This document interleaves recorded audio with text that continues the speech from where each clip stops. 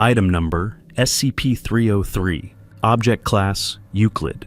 Special Containment Procedures. As SCP-303 has not yet been known to travel beyond the boundaries of Site, the entire area of Site is currently considered SCP-303's containment area.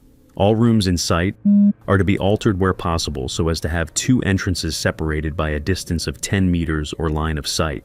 Personnel are to be distributed evenly throughout the facility, with available radio or intercom contact so that encounters may be resolved quickly. Personnel who witness SCP-303 are to be submitted for immediate psychiatric evaluation. All SCP objects housed at Site, since before June 4th 10, are to be transferred to Site B one at a time. Each SCP object will be transferred again to Site A once it can be verified that SCP-303 has not migrated from Site with it. Once SCP-303 either migrates to Site B or remains present at Site, once all SCPs in question have been transferred to Site A, containment procedures will be updated as appropriate. Description: Witnesses describe SCP-303 as a nude, sexless, emaciated humanoid figure with reddish-brown skin. Instead of normal facial features, its head is dominated by an extremely large mouth, which bears a set of oversized human teeth. It continually vocalizes a wheezing noise, loud enough to be heard from the other side of most solid doors. All individuals who have had encounters with SCP-303 are capable of describing it in full, including individuals who have not physically seen any part of it. SCP-303 will periodically materialize behind any closed door, hatch, or other entryway barrier opposite a sentient observer, chosen by unknown means.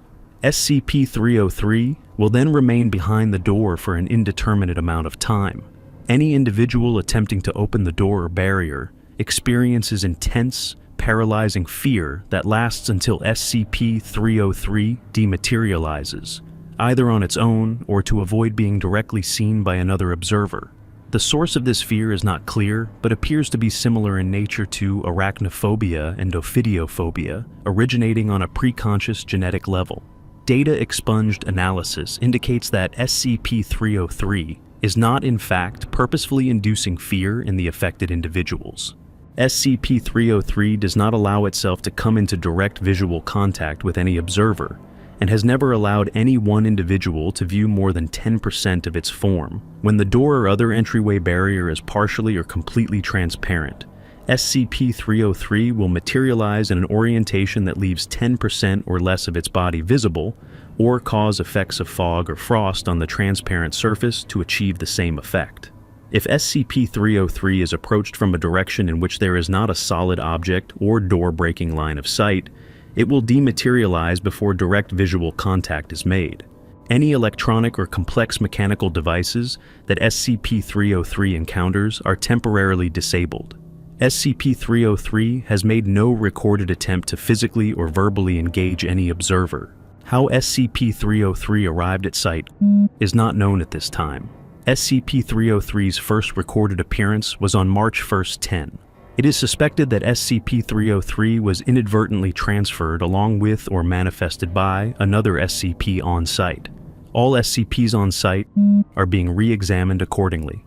Incident Log 303-A. Incident 3031. Agent was showering in her private quarters bathroom when she became aware of the presence of SCP-303 on the opposite side of the shower curtain. It was wheezing extremely loudly. Startled by the discovery, she accidentally struck the shower curtain, causing it to sway outwards. The curtain partially wrapped around SCP-303, revealing that it was less than 0.5 meters from the curtain, standing erect and facing the shower. Agent reports spending approximately the next 3 hours sobbing in the shower, quietly, as not to disturb SCP-303. Agent reported that the wheezing stopped very suddenly, at which point in time she was able to exit the shower. Incident 3033. Agent encountered SCP-303 inside the Site, second floor break room.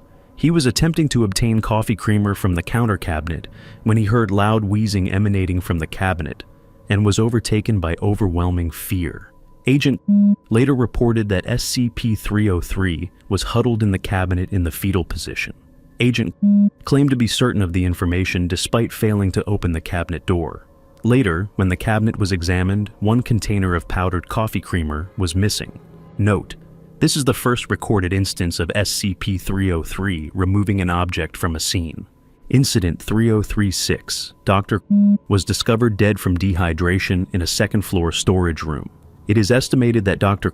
spent up to 5 days in the storage room before being discovered.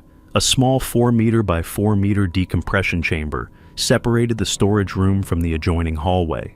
SCP-303 occupied the decompression chamber for the duration of Dr. isolation in the storage room, disallowing entry from either direction and making it impossible for Dr. to leave. Test Log 303A. A team consisting of Dr. researcher, 4 security personnel, and 4 D-Class personnel were assigned to be dispatched to any reported incident of SCP-303's materialization in order to immediately perform on-site testing. These logs take place at the door-to-room from the first-floor hallway.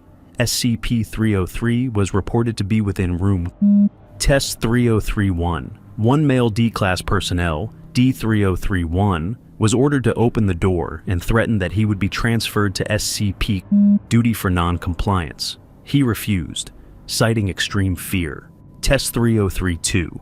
1 male D-Class personnel, D-3031, was ordered to open the door and threatened that he would be terminated on the spot for non-compliance. He refused, claiming that if he were to do so, that SCP-303 would data expunged. He was terminated on the spot.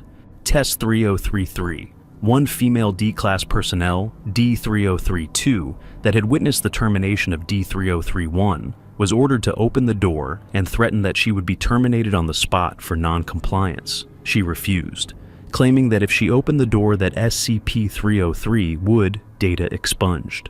Researcher was visibly shaken by this claim. D-3032 was not terminated. Test 3034. 1 female D-Class personnel, D-3032, was ordered to open the door. 1 male D-Class personnel, D-3033, was given 1 combat knife by security personnel and ordered to data expunged until D-3032 opened the door.